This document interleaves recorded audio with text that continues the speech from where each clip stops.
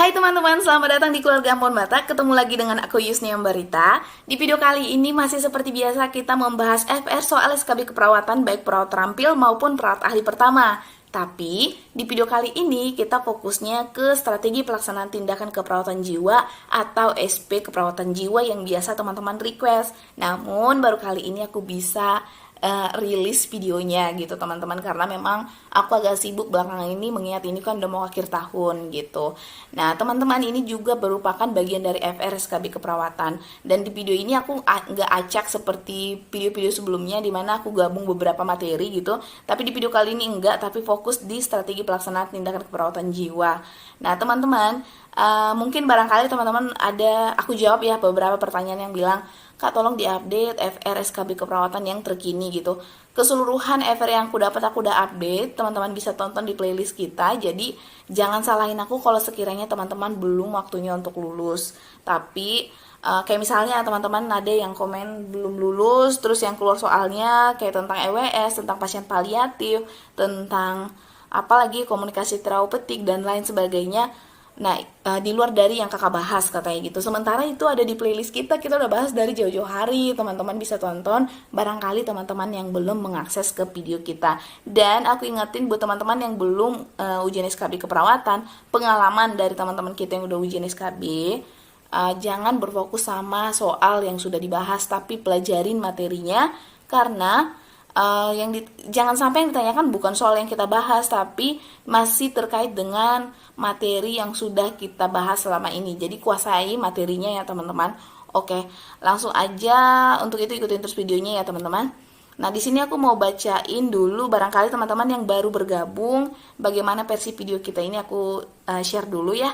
Jadi yang pertama aku nanti bacain soal, terus aku bacain juga pilihan jawabannya, kemudian aku hitung 1 sampai dengan 3. Nah, artinya kalau sudah selesai aku hitung sampai dengan 3, teman-teman juga sudah harus selesai menyelesaikan soal gitu. Nah, soal yang sudah dijawab artinya jawabannya teman-teman sudah keep. Terus aku lanjut ke slide berikutnya untuk menjawab soal yang pertanyaan yang sudah aku bacakan, dan aku bakal bahas materinya kalau kiranya ada materi yang berhubungan dengan soal tersebut. Nah, selanjutnya teman-teman bisa komen atau share atau apa deh ya gitu ya, siapa tahu barangkali ada human error atau ada kesalahan, ataupun ada pertanyaan teman-teman bisa tanyakan langsung di komen di kolom komentar kita di YouTube, atau teman-teman bisa DM di IG aku Yusnia Mbarita. Oke, langsung aja ke soal yang pertama. Soal yang pertama, berikut ini yang merupakan teknik berkomunikasi perawat terhadap klien dengan gangguan jiwa pada klien menarik diri adalah: A. Perbanyak aktivitas komunikasi, baik meminta klien berkomunikasi dengan klien lain ataupun dengan perawat. B. Harus banyak diberikan reinforcement positif. C. Sering libatkan klien dalam aktivitas atau kegiatan yang bersama-sama. D. Reduksi kemarahan klien dengan terapi farmakologi, setelah tenang baru dapat diajak untuk berkomunikasi. E. Memberikan stigma buruk. 1, 2, 3. Oke, jadi jawabannya adalah C, yaitu sering libatkan klien dalam aktivitas atau kegiatan yang bersama-sama, karena dia pasien dengan menarik diri ya. Nah, ini ada beberapa teknik yang dapat dilakukan dalam berkomunikasi dengan klien gangguan jiwa teman-teman, yaitu untuk klien halusinasi tadi perbanyak aktivitas komunikasi, baik meminta klien berkomunikasi dengan klien lain ataupun dengan perawat. Terus yang kedua, untuk klien harga diri rendah, yaitu harus banyak diberikan reinforcement positif atau kayak pandangan-pandangan positif, terus membangun jiwanya hal-hal yang positif lah gitu. Terus yang ketiga, sering libatkan klien dalam aktivitas atau kegiatan yang bersama-sama, ini untuk klien dengan menarik diri. Yang keempat, reduksi kemarahan klien dengan terapi farmakologi, setelah tenang baru dapat diajak untuk berkomunikasi, ini untuk klien dengan perilaku kekerasan. Semoga paham ya teman-teman. Soal yang kedua, komponen yang harus diperhatikan dalam berkomunikasi dengan klien gangguan jiwa kecuali: A. Bagaimana pandangan individu terhadap dirinya. B. Bagaimana cara seseorang melihat dirinya dan bagaimana dia seharusnya. C. Apakah klien menerima dirinya seutuhnya beserta kelebihan dan kekurangannya. D. Bagaimana dukungan dari orang lain atau keluarganya. E. Bagaimana ketidakmampuan melakukan kebersihan diri. Nah, yang ditanyakan hal-hal yang perlu teman-teman perhatikan dalam berkomunikasi dengan klien gangguan jiwa kecuali apa? Di antara A sampai dengan E ini. Gangguan jiwa itu kan luas. Ada yang dengan halusinasi, menarik diri, harga diri rendah, perilaku kekerasan gitu. Ya, apa teman-teman? 1, 2, 3. Ya, jadi jawabannya adalah E. Bagaimana ketidakmampuan melakukan kebersihan diri? Kan gak mungkin kan kita ketika berkomunikasi menanyakan, Pak, kenapa sih Bapak gak mampu melakukan perawatan diri kayak mau sikat gigi, mandi gitu? Karena orang dengan gangguan jiwa itu nggak ngerti juga dia kenapa bisa malas mandi gitu. Nggak mungkin, kalau dia tahu pasti dia pasti dia nggak mandi gitu. Jadi orang dengan gangguan jiwa kebanyakan defisit perawatan diri gitu, karena memang ya itulah mereka, itulah tanda dan gejalanya gitu. Jadi mereka nggak akan tahu jawabannya itu kalau kita tanyakan, dan nggak mungkin kita seorang perawat menanyakan itu gitu. Itu termasuk pertanyaan negatif ya, konotasi negatif. Jadi jangan tanyakan yang menyakiti perasaan klien, walaupun klien dengan gangguan jiwa. Jadi yang A, B, C, D itu ya bagian dari itu yang perlu kita tanyakan, tapi tergantung dari kondisi kliennya. Misalnya pasien dengan gangguan jiwa apa, misalnya entah halusinasi, kita perlu menanyakan apa yang Bapak sering dengarkan gitu. Kita harus kaji dan kita mulai dari, ada tahap-tahapannya kan. Pertama kita harus memang menjalin hubungan kerjasama dengan dia yang saling percaya gitu, sehingga pasien dengan gangguan jiwa bisa mengungkapkan apa yang dia rasakan gitu. Ini selanjutnya kita bakal bahas ya untuk komponen yang perlu diperhatikan dalam berkomunikasi dengan klien gangguan jiwa. Nah, ini teman-teman, jadi ada 12 yang perlu kita perhatikan dalam berkomunikasi terhadap klien dengan gangguan jiwa, yaitu yang pertama, kita tanyakan bagaimana support sistemnya, di mana kita tanyakan gimana dukungan dari orang lain atau keluarga terhadap dia. Terus kedua, mekanisme copingnya, di mana ini adalah merupakan cara seseorang merespon terhadap stresor. Jadi kita harus tahu gimana sih cara si klien tersebut untuk menghadapi stres gitu. Apakah responnya gitu, untuk mengetahui bagaimana coping pertahanan dirinya. Ketiga, harga diri, di mana merupakan pandangan individu terhadap dirinya. Nah, dari sini kita tahu apakah dia menganggap dirinya tidak berguna. Nah, biasanya klien dengan harga diri rendah, dia akan merasa dirinya itu tidak bisa apa-apa gitu. Dia menganggap dirinya negatif aja gitu, selalu dia yang kurang dibanding orang lain gitu. Yang keempat, kita tanyakan ideal dirinya, bagaimana cara seseorang melihat dirinya dan bagaimana dia seharusnya gitu. Kelima, gambaran diri, apakah klien menerima dirinya seutuhnya beserta kelebihan dan kekurangannya. Misalnya gini, klien dengan gangguan jiwa kalau coping pertahanan dirinya nggak kuat ya, memang sih ada beberapa teman-teman kita kan kayak insecure gitu ya. Ih kenapa sih aku hitam, ih kenapa sih aku pendek gitu. Nah, dia tahu kelebihan dia itu apa. Misalnya dia pintar tapi dia pendek, dia pintar tapi dia misalnya berkulit hitam. Mohon maaf ya teman-teman, bukan mau ini, aku mau kasih contoh doang gitu. Nah, ini bukan termasuk gangguan jiwa, tapi ada beberapa pasien atau klien dengan coping pertahanan dirinya nggak kuat, kayak terlalu insecure gitu, akhirnya bisa menjadi gangguan jiwa gitu. Nah, ini kita juga harus tanyakan bagaimana ideal dirinya atau bagaimana gambaran dirinya, apakah dia menerima kelebihan dan kekurangan dalam dirinya gitu. Keenam, kita tanyakan tumbuh kembangnya. Kenapa kita perlu tanyakan tentang tumbuh kembang, teman-teman? Agar kita tahu apakah klien ini mengalami trauma masa lalu, di mana trauma masa lalu ini akan mempengaruhi kesehatan jiwanya pada saat sekarang. Misalnya klien dengan gangguan jiwa, kayak pengalaman aku waktu PKL di rumah sakit jiwa, klien ini merasa kecewa sama orang tuanya karena adiknya terlalu dimanja, minta dibeliin handphone, dibeliin mamanya, sementara dia beli sepatu sekolah aja mamanya nggak beli gitu. Akhirnya dia kesel, dia melakukan kekerasan terhadap adiknya dan dia ingin merencanakan membunuh adiknya gitu, penjelasan dari keluarga. Jadi hal-hal seperti itu kita perlu kaji. Untuk dari situ keluhan mereka apa, kita bisa tahu oh tekniknya begini untuk memperbaiki coping pertahanan diri klien tersebut gitu. Terus kita tanyakan juga pola asuh, karena pola asuh kayak kesalahan dalam mengasuh anak dapat mempengaruhi psikologi anak juga. Terus yang ke-8, genetik, dimana genetik ini juga kan turunan ya, gangguan jiwa ini turunan, dimana gangguan jiwa ini dapat diturunkan secara genetis bahkan pada saudara kembar. Jadi mungkin teman-teman yang belum tahu, orang dengan gangguan jiwa itu turunan juga, bukan hanya penyakit hipertensi yang turunan. Terus yang 9, lingkungan.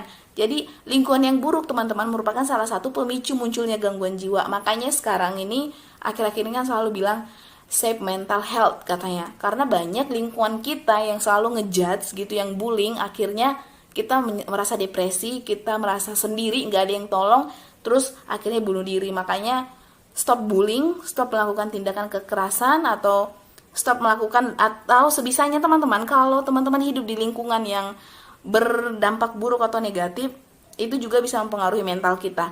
Nah, apalagi kalau coping pertahanan diri kita nggak kuat, atau kita memang ada garis keturunan genetik dengan gangguan jiwa, kita akan mudah stres, bahkan mental kita bisa rusak. Terus 10, penyalahgunaan zat. Dimana kan penyalahgunaan zat ini bisa memicu terjadinya depresi, susunan saraf pusat, perubahan pada neurotransmitter gitu. Makanya kita perlu tanyakan apakah klien ini pernah menggunakan zat, penyalahgunaan zat, narkoba kan, narkotika kayak gitu. Kita bisa tanyakan keluarganya, kita bisa tanyakan kliennya juga. Biasanya klien kalau kita udah dekat, udah saling percaya, dia akan share semuanya. Ke-11, perawatan diri.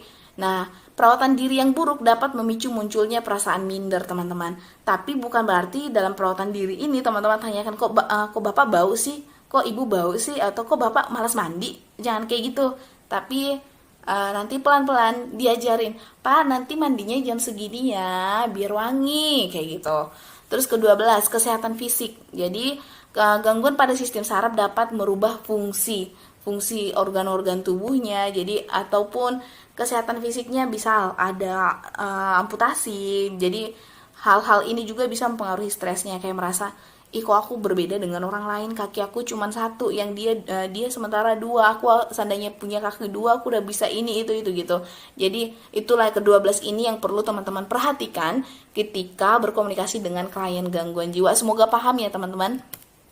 Soal yang ketiga, menunjuk ke arah tertentu. Ketakutan pada sesuatu yang tidak jelas dan melihat bayangan sendiri merupakan tanda dan gejala A. Halusinasi pendengaran, B. Waham, C. Menarik diri, D. Halusinasi penglihatan, E. Halusinasi perabaan. 1, 2, 3. Fokus pada pertanyaan teman-teman. Ya, sudah ya. Jawabannya adalah D. Halusinasi penglihatan, di mana orang dengan atau klien dengan halusinasi penglihatan itu biasanya dia kayak menunjuk arah tertentu, padahal nggak ada sesuatu, tapi dia merasa, wah keren banget itu, atau ih kenapa sih ada itu gitu, padahal kita nggak ada melihat apapun, tapi dia merasa itu ada gitu. Terus kadang merasa ketakutan, kayak dia lihat, iya ada setan mau bunuh aku gitu, dia kayak ada kuntilanak gitu. Biasanya kayak gitu sih pasien dengan halusinasi penglihatan. Terus dia merasa ketakutan, tapi hal-hal yang dia takutkan itu nggak jelas, dan dia melihat bayangannya sendiri dia rasa itu adalah setan, ataupun hal-hal yang dia takuti itu yang sedang mengejar dia gitu. Itu biasanya halusinasi penglihatan. Jadi jawabannya adalah D. Oke, lanjut soal yang keempat. Menggaruk-garuk permukaan kulit, mengatakan ada serangga di permukaan kulitnya, merasa seperti disengat listrik, atau merasa ada yang menyentuhnya, merupakan tanda dan gejala A. Halusinasi pendengaran, B. Halusinasi penglihatan, C. Halusinasi penciuman, D. Halusinasi somatik, E. Halusinasi sentuhan. 1, 2, 3. Ya, jadi jawabannya adalah E. Halusinasi sentuhan. Jadi teman-teman, halusinasi itu merupakan perubahan sensori persepsi di mana klien merasakan sensasi palsu berupa suara, penglihatan, pengecapan, penciuman, sentuhan, penglihatan, dan somatik. Jadi ada pun jenis dan tanda gejala halusinasi, yaitu tergantung halusinasi apa dulu. Nah, untuk halusinasi pendengaran itu biasanya tanda dan gejalanya klien akan bicara atau tertawa sendiri, kadang marah-marah tanpa sebab, menutup telinga atau mengarahkan telinga ke arah tertentu gitu, kayak dia dengar sesuatu terus dia tutup telinga biar dia dia kayak teriak gitu loh teman-teman. Terus soal yang kedua, halusinasi penglihatan. Biasanya tanda dan gejala pasien dengan halusinasi penglihatan itu menunjuk ke arah tertentu. Terus dia kadang ketakutan pada sesuatu yang tidak jelas, dan dia melihat bayangannya sendiri, atau dia melihat kayak ada bayangan padahal nggak ada gitu. Terus yang ketiga, halusinasi pengecapan.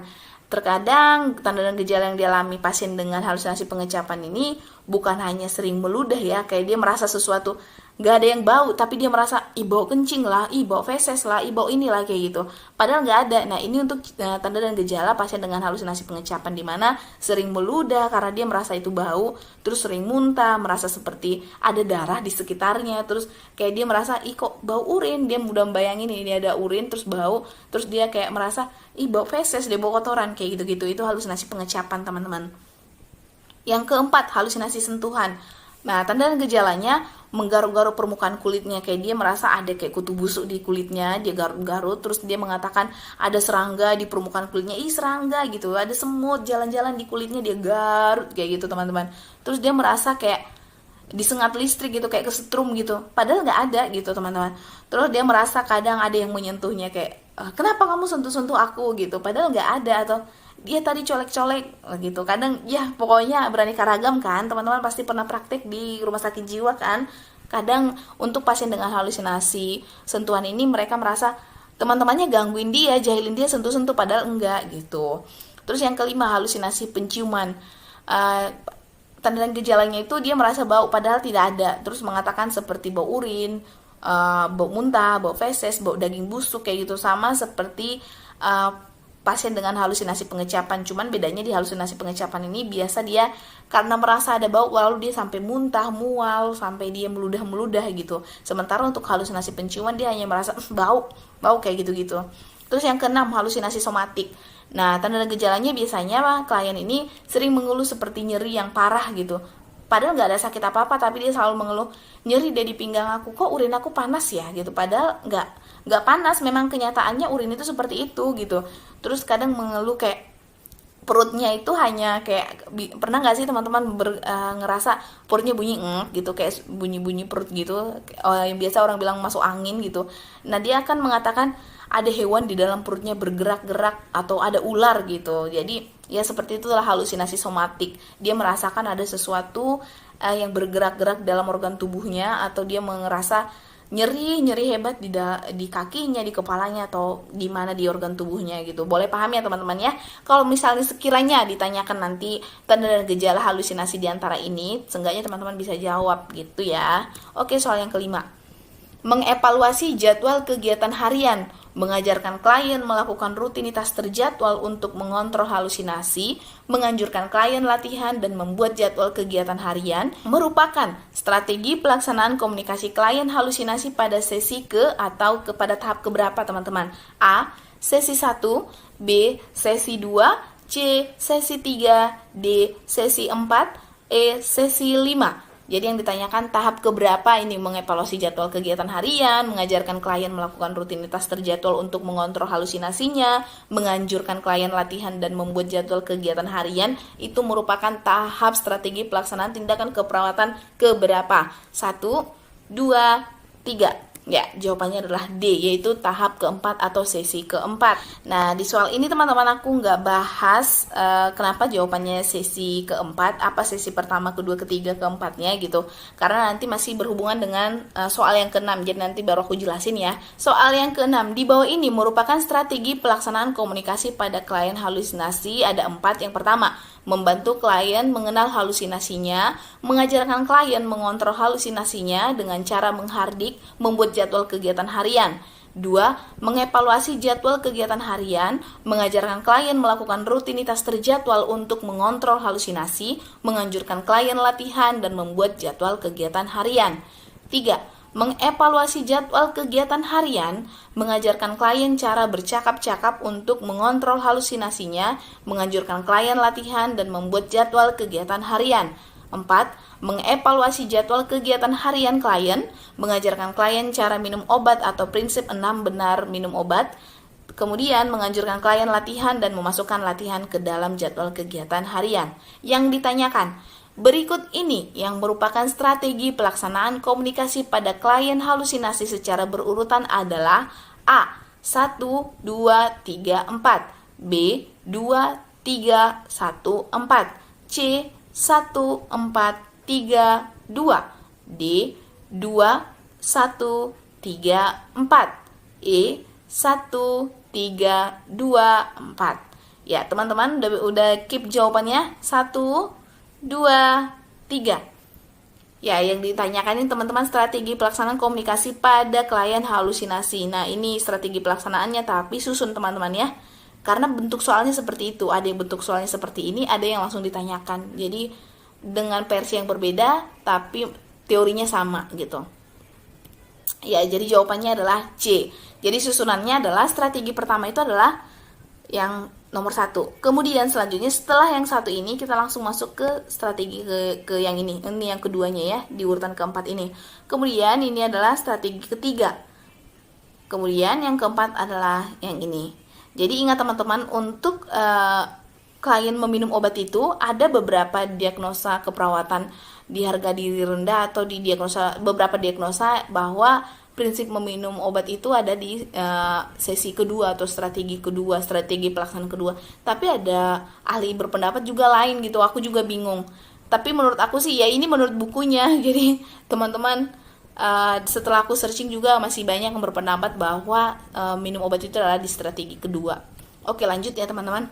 Oke, sekarang kita ke soal yang ketujuh. Meyakini bahwa atau bagian tubuh terganggu atau terserang penyakit diucapkan berulang kali tapi tidak sesuai kenyataan, merupakan tanda dan gejala dari gangguan A. Waham kebesaran, B. Waham somatik, C. Waham curiga, D. Gangguan konsep diri, E. Gangguan harga diri. 1, 2, 3. Ya, apa jawabannya teman-teman? Ya, jadi jawabannya adalah B, yaitu waham somatik. Jadi teman-teman, waham somatik itu merupakan kayak seseorang itu atau klien tersebut merasa dan meyakini bahwa salah satu organ tubuhnya ada yang sakit gitu. Misalnya dia merasa, kayaknya aku penyakit jantung deh, gak lama lagi nih bakal meninggal kayak gitu. Terus kayak dia merasa ada yang nyeri hebat di bagian panggulnya atau di bagian lengannya, atau pokoknya segala hal di dalam salah satu organ tubuhnya merasa kesakitan atau dia terserang penyakit apapun. Entah itu dia merasa dia kayaknya aku menderita penyakit kanker deh, gak lama lagi meninggal deh, aduh nyeri banget kayaknya ada kanker deh, kayak gitu-gitu. Nah itu contoh waham somatik teman-teman. Nanti aku setelah soal yang ke-8 aku jelasin lebih detailnya untuk waham. Tapi untuk lebih luasnya tentang waham, teman-teman bisa tonton di video aku sebelumnya tentang askep jiwa atau asuhan keperawatan jiwa teman-teman. Di situ aku udah jelasin tentang skizofrenia dan ada penjelasannya tentang waham lebih detail tentang halusinasi dan sebagainya. Oke, kita lanjut soal yang ke-8. Soal yang ke-8, keyakinan keliru yang menganggap tentang pasangannya yang tidak setia. Misalnya, klien meyakini bahwa pasangannya selingkuh, merupakan tanda dan gejala waham. A. Waham kebesaran, B. Waham curiga, C. Waham cemburu, D. Waham nihilistik, E. Waham somatik. 1, 2, 3. Pastinya bukan waham somatik ya. Oke, jadi jawabannya adalah waham cemburu. Hayo, siapa yang suka curigain pasangannya selingkuh? Ternyata itu waham cemburu loh. Oke, nah ini di slide berikutnya aku jelasin sedikit tentang waham ya.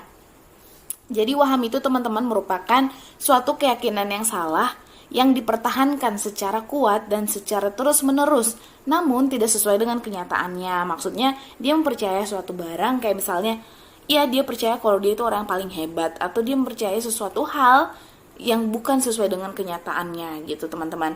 Nah, adapun tanda dan gejalanya, misalnya 1, waham kebesaran. Nah, waham kebesaran ini misalnya nih, dia meyakini bahwa dia memiliki kekuatan super, dia merasa kayak dia punya kekuasaan khusus dibanding orang lain. Misalnya dia merasa dia Tuhan atau dia nabi gitu, dan dia ucapkan berulang kali, tapi kenyataannya dia hanya manusia biasa. Nah itu waham kebesaran. Terus kedua, waham curiga. Nah waham curiga ini dia meyakini bahwa ada seseorang atau kelompok yang berusaha merugikan dia atau mencederai dirinya, dan diucapkan berulang kali padahal enggak. Misalnya dia merasa kayaknya misalnya nih, misal Tini, kayaknya Tini tuh ceritain aku deh, kayaknya dia pengen berniat mau bunuh aku, kayaknya dia mau mengintai-intai aku terus mau bakar rumah aku kayak gitu. Itu termasuk waham curiga. Ketiga, waham erotomania. Ketiga, waham erotomania. Nah, waham erotomania ini adalah keyakinan yang keliru. Biasanya sih ini terjadi pada perempuan. Jadi dia merasa yakin bahwa seseorang sedang mengejar-gejar dia atau seseorang sedang mencintainya. Misalnya kayak fans banget sama K-pop gitu. Kayaknya Song Joong Ki cinta banget sama aku gitu, atau dia merasa dicintai Agnes Mo kayak gitu loh teman-teman. Terus keempat, waham cemburu. Nah, waham cemburu tadi kayak misalnya kita mencurigai pasangan kita itu sedang selingkuh. Padahal kita nggak ngeliat, tapi kita maksa dia harus ngaku kalau dia selingkuh gitu. Padahal nggak ada selingkuh gitu. Kita terlalu curiga gitu. Terus kelima, waham somatik. Nah, waham somatik tadi aku udah jelasin ya. Dia merasa ada organ tubuhnya atau bagian tubuhnya terserang penyakit. dan dia ucapkan berulang kali namun tidak sesuai dengan kenyataannya. Misalnya kayak dia merasa bahwa dia penyakit jantung dan segala lama lagi dia bakal meninggal kayak gitu. Terus waham nihilistik. Nah, waham nihilistik ini klien tersebut merasa bahwa dirinya sudah tidak ada di dunia ini, atau dia merasa dia udah meninggal dan dia ngucapinnya berulang kali padahal kenyataannya dia masih hidup gitu. Jadi dia merasa aku udah gak ada di dunia ini, aku udah meninggal, cuman kenapa sih aku masih bisa ngomong sama kalian kayak gitu. Dia merasa seperti itu padahal kenyataannya dia masih hidup gitu teman-teman. Nah, jadi untuk lebih detailnya tentang escape jiwa, teman-teman bisa lihat di koleksi video kita ya, nanti aku bakal bikin di description box, oke? Soal yang ke-9. Berikut ini yang merupakan strategi pelaksanaan komunikasi yang pertama pada klien waham adalah yang ditanyakan tahap pertama teman-teman untuk SP jiwa waham tahap pertama. A. Melatih kemampuan klien secara mandiri. B. Melatih klien dengan prinsip 6 benar minum obat, mencuci tangan, dan melakukan perawatan hygiene secara mandiri.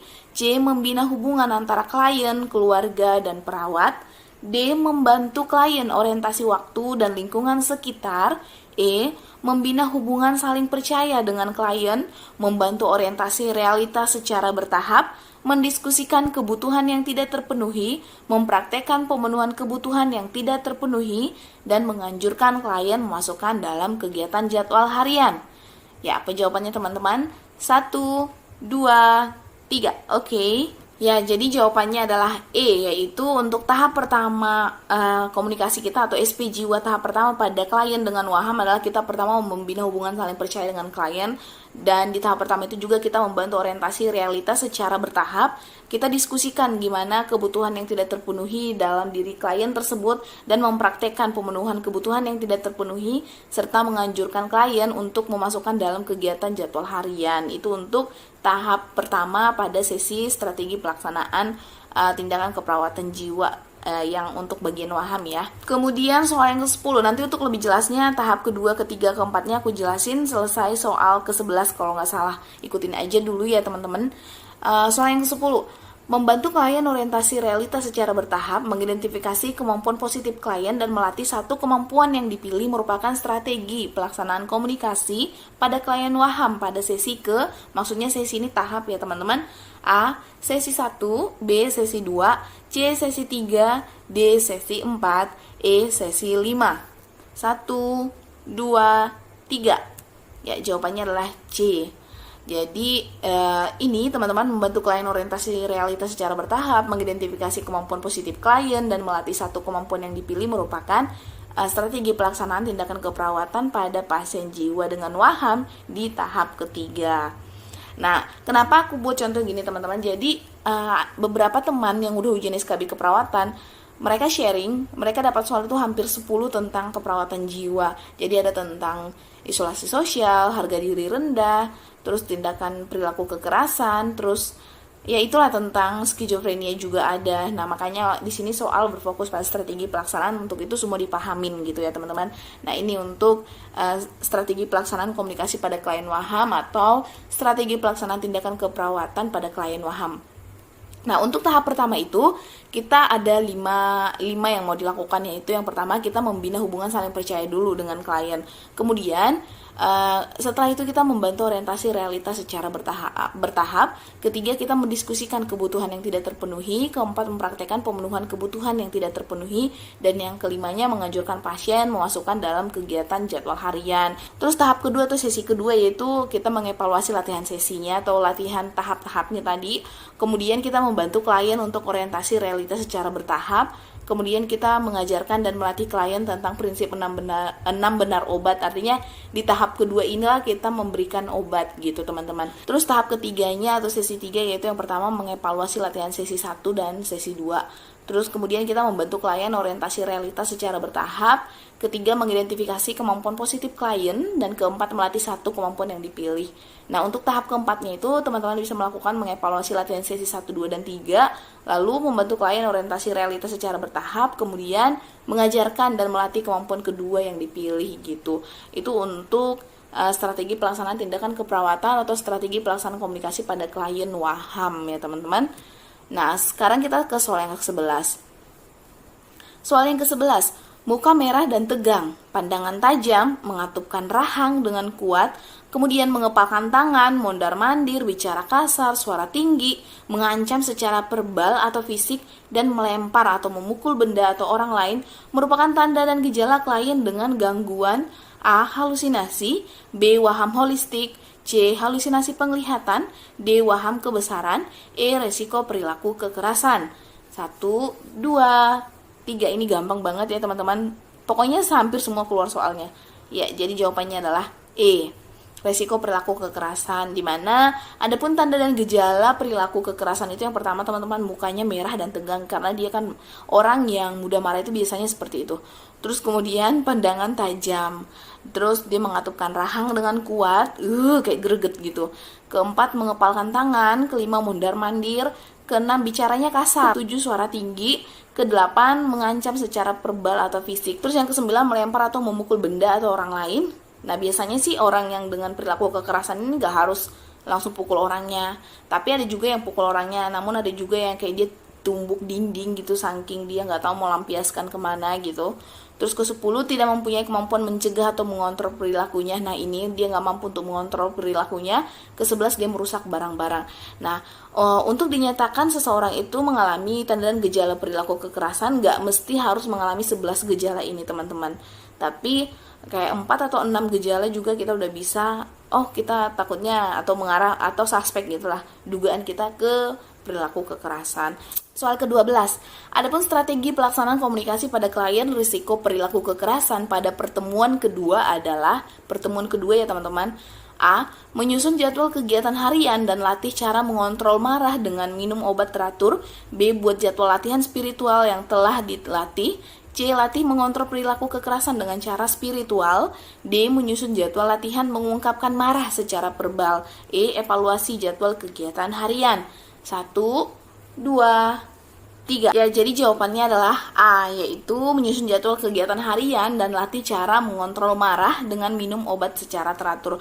Nah, pada intinya teman-teman ingat aja, untuk yang meminum obat itu masuk ke tahap kedua. Nah, untuk yang B itu masuk ke tahap keempat atau sesi keempat, yang C-nya juga masuk ke sesi 4 atau tahap 4, dan yang D-nya adalah sesi ketiga, yang E-nya adalah sesi pertama. Nanti bakal aku jelasin, tunggu soal yang ke-13 atau 14 gitu, ikutin aja ya teman-teman ya.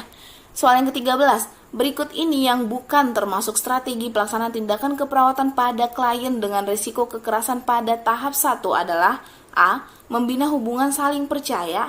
B. Mengidentifikasi penyebab perilaku kekerasan. C. Mengidentifikasi tanda-tanda perilaku kekerasan. D. Latih cara mengontrol marah dengan minum obat secara teratur. E. Mengidentifikasi perilaku kekerasan yang biasa dilakukan. 1, 2, 3. Ya, apa teman-teman yang ditanyakan yang bukan SP ke pertama, tahap pertama apa teman-teman? Ya, jadi jawabannya adalah D, karena untuk minum obat itu ingat aja di SP kedua ya. Jadi D itu adalah latih cara mengontrol marah dengan minum obat secara teratur. Nah, ini dia teman-teman untuk strategi pelaksanaan tindakan keperawatan pada klien risiko perilaku kekerasan. Nah, untuk tahap pertama, jadi pertemuan pertama itu teman-teman bisa melakukan 7 tindakan keperawatan, yaitu untuk pertama, membina hubungan saling percaya dulu. Kemudian mengidentifikasi penyebab si klien tersebut melakukan perilaku kekerasan. Ketiga, mengidentifikasi tanda-tanda perilaku kekerasan. Keempat, mengidentifikasi perilaku kekerasan yang biasa dia lakukan. Kelima, mengidentifikasi akibat perilaku kekerasan itu. Keenam, mengidentifikasi cara konstruktif dalam merespon kemarahan. Ketujuh, mengontrol perilaku kekerasan dengan cara fisik 1 dan 2, di mana teknik napas dalam dan pukul bantal gitu. Jadi kayak misalnya, maksudnya di sini teman-teman kalau misalnya marah, maka teman-teman latih, kan di sini kita udah tanya-tanya nih, kita udah melakukan kayak sejenis kayak konseling lah di sini ya tahapannya. Kita udah membina hubungan saling percaya. Setelah itu kita harus kaji, harus kita dapat nih, kita kaji, kita anamnesa apa yang mengakibatkan dia melakukan perilaku kekerasan ini. Terus kita harus memahami tanda-tandanya kalau dia melakukan perilaku kekerasan itu seperti apa, misalnya mukanya merah atau dia tumbuk dinding gitu. Terus kita identifikasi perilaku kekerasan yang biasa dilakukan, kayak misalnya yang tadi biasa dia melakukan, bagaimana tanda-tandanya. Nah, akibat perilaku kekerasannya itu kita jelasin juga. Nah, kalau dia berbuat seperti ini mengakibatkan ini gitu.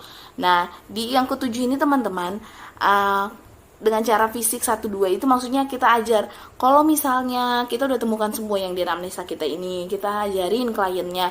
Kalau misalnya datang tanda-tanda seperti ini, misalnya marah, kontrol ya, tarik nafas, 1, lalu buang gitu, 2 gitu, atau pukul aja bantalnya gitu teman-teman. Nah itu untuk tahap pertama atau pertemuan pertama. Nah untuk tahap kedua yang bisa dilakukan itu bisa yaitu evaluasi latihan nafas dalam dan pukul bantal. Itu kan untuk teknik dia mencurahkan kemarahannya daripada dia pukulin klien lainnya kan, atau mencederai dirinya sendiri.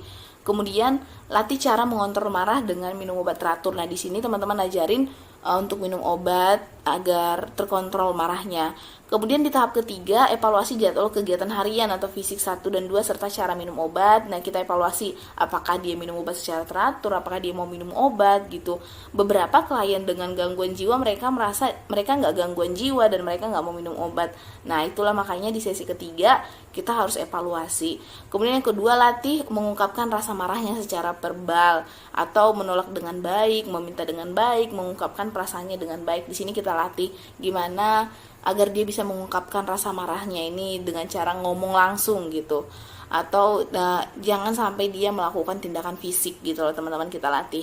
Ketiga, menyusun jadwal latihan mengungkapkan marahnya secara verbal. Kita latih gimana jadwalnya, kapan aja jadwalnya untuk melatih marahnya secara verbal, artinya nggak melakukan secara fisik gitu.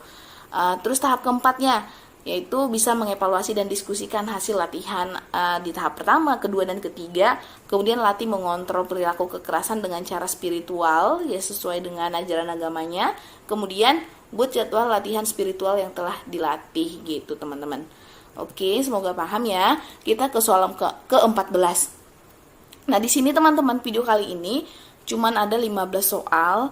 Nanti di video selanjutnya aku bakal bahas masih yang berkaitan dengan strategi pelaksanaan tindakan keperawatan pada klien jiwa teman-teman. Kenapa nggak aku gabung satu kali? Karena ini kan durasinya agak panjang. Terus aku juga nanti mau di video bukan terakhir sih, video selanjutnya nanti masih bahas tentang SP keperawatan jiwa ini dengan gabungan komunikasi terapeutik, karena soal yang keluar itu banyak terkait itu, tapi di luar dari itu juga masih ada.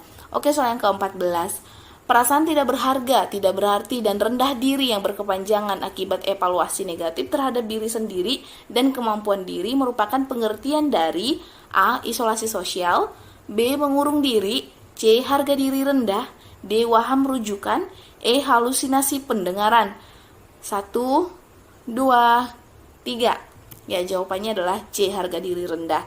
Dimana harga diri rendah ini teman-teman adalah perasaan tidak berharga. Dia merasa dirinya nggak berharga, dirinya nggak berarti, dan dia merasa dirinya ini rendah, yang secara berkepanjangan dia merasa seperti itu. Dia merasa nggak berarti, dia merasa dirinya nggak berharga. Nah, akibat dari evaluasi negatif terhadap dirinya sendiri dan dia menilai dirinya itu tidak mampu, maka dia kadang menimbulkan tanda-tanda gejala seperti teman-teman, yaitu yang pertama, dia mengkritik diri sendiri. Dia bilang kayak, kenapa sih kamu ini bodoh banget sih Yusni gitu, atau kenapa sih kamu ini kayak gini, kenapa sih kamu jelek banget sih kayak gitu. Terus yang kedua, dia perasaannya tidak mampu. Dia kayak merasa ketika ditunjuk itu Yusni tampil ke depan gitu, dia merasa dia nggak mampu karena dia merasa dirinya rendah gitu teman-teman. Dia merasa dirinya nggak berharga, dia merasa dia nggak berarti, dan dia merasa nggak mampu gitu. Terus ketiga, pandangan hidupnya yang pesimis. Jadi dia kayak, orang lain bercita-cita untuk menjadi kayak misalnya profesor, dia pesimis, dia nggak pernah berpikir ke sana karena dia merasa dia nggak akan mampu gitu. Keempat, penurunan produktivitas, jadi kayak males-malesan. Kelima, penolakan terhadap kemampuan dirinya, ya kayak misalnya kita kasih apresiasi, wow gitu, ih kamu hebat gini-gini, dia menolak untuk dikasih apresiasi terhadap dirinya, kayak dia merasa aku nggak mampu ngapain gitu, jadi dia menolak gitu teman-teman. Terus kurang perawatan diri karena dia kan merasa nggak berguna, ngapain dia melakukan ini, orang tahu juga dia itu nggak berharga, dia nggak berarti gitu. Ketujuh, tidak berani menatap lawan bicara. Ya biasanya sih orang dengan harga diri rendah kurang pede, jadi biasanya kalau kita ngobrol dengan mereka nggak akan melihat ke mata kita, tapi mereka tunduk gitu. Kedelapan, sering menunduk. Ya sama ya. Nah yang kesembilan, bicaranya lambat dengan nada suara lemah. Tapi bukan berarti teman-teman setiap orang yang lambat ngobrolnya teman-teman anggap itu sebagai harga diri rendah ya. Jadi ciri-ciri harga diri rendah itu atau tanda dan gejalanya ini teman-teman. Jadi kalau ditanyakan soalnya berhubungan dengan ini, teman-teman seenggaknya udah bisa jawab gitu ya. Terus soal yang ke-15, membantu klien menilai kemampuan positif yang masih bisa digunakan merupakan strategi pelaksanaan tindakan keperawatan atau komunikasi keperawatan pada klien dengan harga diri rendah tahap A, tahap 1, B, tahap 2, C, tahap 3, D, tahap 4, E, tahap 5. 1, 2, 3. Ya, jawabannya adalah A, tahap 1. Ya, jadi sekarang kita bahas ya. Jadi untuk strategi pelaksanaan komunikasi pada klien harga diri rendah teman-teman ada 4 tahap atau 4 sesi. Untuk sesi pertama sama seperti gangguan yang lain kayak gangguan waham atau gangguan halusinasi, di mana ada beberapa tahap lagi dalam sesi itu. Yaitu yang pertama mendiskusikan kemampuan dan aspek positif yang dimiliki si klien tersebut. Kemudian kita bisa membantu klien untuk menilai kemampuan positif yang masih dimilikinya. Kemudian kita membantu klien untuk memilih atau menetapkan kemampuan yang akan dilatih. Keempat, kita melatih kemampuan yang sudah dilatih. Kelima, kita menyusun jadwal pelaksanaan kemampuan yang telah dilatih dalam rencana harian. Untuk tahap kedua, yaitu yang pertama kita mengevaluasi jadwal kegiatan harian. Kedua, kita melatih klien melakukan kemampuan positif kedua yang dimiliki. Kemudian yang ketiga, memasukkan kemampuan kedua dalam jadwal kegiatan.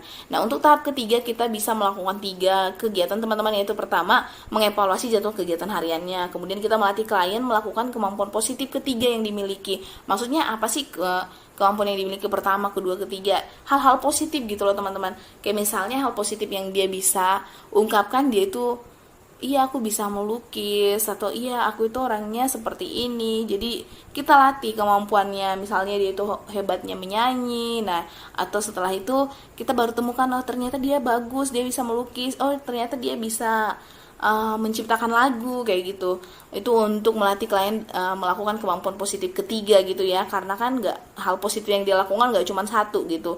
Terus yang ketiga, pada sesi ketiga itu adalah memasukkan kemampuan ketiga dalam jadwal kegiatan harian. Nah, untuk tahap keempat atau pertemuan keempatnya teman-teman, yaitu teman-teman bisa melakukan kegiatan mengevaluasi jadwal kegiatan harian. Jadwal kegiatan hariannya ya dievaluasi lagi. Kemudian kita melatih klien untuk melakukan kemampuan positif keempat, lalu memasukkan kemampuan keempat ke dalam jadwal kegiatan hariannya lagi gitu. Nah, sampai di sini dulu video kita kali ini teman-teman, hanya 15 soal aja yang aku bahas. Nanti di video selanjutnya aku masih membahas tentang strategi pelaksanaan tindakan keperawatan jiwa. Kenapa aku pisah, kenapa nggak gabung satu kali? Mungkin teman-teman bertanya gitu ya. Jadi mohon maaf teman-teman, aku agak sibuk akhir-akhir ini, belakangan ini, karena aku juga mau pindahan. Terus ini udah akhir tahun juga, jadi banyak tugas juga di kantor. Tapi kenapa aku rilis kayak sedikit aja, hanya 15 soal, seenggaknya teman-teman tuh terpapar dulu dengan contoh soal seperti ini, sehingga kalau misalnya menghadapi ujian SKB keperawatan tentang strategi pelaksanaan keperawatan jiwa, teman-teman udah nggak bingung. Karena tinggal dikit kok, kayaknya tinggal 3 materi tentang strategi pelaksanaan jiwa yang belum aku bahas, nanti sekalian dengan komunikasi terapeutik. Jadi teman-teman, di sini aku jelasin dulu soal-soal yang dapat teman-teman kita yang udah ujian SKB keperawatan itu tentang EWS. Barangkali aku udah jelasin terus ya di setiap video. Terus imunisasi balita yang kapan hari ya, mereka udah bilang, ada yang bilang yang ditanyakan imunisasi usia 3 bulan, yang kemarin itu ada 4 bulan gitu. Terus oksigenisasi, kemudian efek dari kopi dan teh itu mengganggu sistem apa gitu. Terus dia tergandung dalam rokok, udah ada soalnya aku buat juga. Terus tentang luka bakar sudah ada. Terus SP dan TAK jiwa ini teman-teman. Nah, TAK jiwa aku belum bahas, nanti ya doain ya waktu aku bisa aku bagi-bagi, nanti aku bakal bahas juga. Nah, untuk komunikasi terapeutik ini juga aku belum bahas secara menyeluruh, nanti aku bakal bahas bersamaan dengan SP ini, SP jiwa. Kemudian askep anak dan askep maternitas aku udah bahas, ada materinya, ada contoh soalnya, teman-teman bisa tonton di video sebelumnya. Terus ada keluar soal teman-teman tentang pengukuran suhu dan tempatnya di mana aja, misalnya kayak oral, aksila yang kayak gitu, di anus kayak gitu loh teman-teman. Nah, ada kan pengukuran suhu di tempat-tempat itu. Nah, ada teman yang dapat ditanyakan lokasinya di mana, tapi ada teman yang lain yang ditanyakan perbedaan suhu antara pengukuran di oral dengan di aksila berapa derajat Celcius gitu. Nah, terus ada tentang perhitungan tetesan impus, terus ada juga SOP pemasangan impus. Makanya dipelajarin aja semua teman-teman. Jangan berfokus dengan satu video yang aku tampilin, karena soalnya kan ada 100 teman-teman. Jadi untuk satu video aja aku keluarin soal 20 soal, belum tentu 20-nya keluar, makanya jangan fokus satu video, ada di koleksi video kita, atau teman-teman bisa juga pelajarin dari video-video yang lain, mungkin YouTuber yang lain gitu ya, atau konten kreator yang lain gitu ya teman-teman. Jadi bisa lihatnya di koleksi video kita. Nah, sampai di sini dulu teman-teman pertemuan kita kali ini. Jaga kesehatan kalian dan tetap semangat. Buat teman-teman yang belum lulus, ya tetap juga semangat, mungkin belum rezekinya. Ya itu aja, pelajarin semuanya, jangan menyerah, jangan putus asa, jaga kesehatan kalian. Sampai ketemu di video selanjutnya. Bye bye. Jangan lupa subscribe dan like serta share. Oke, bye.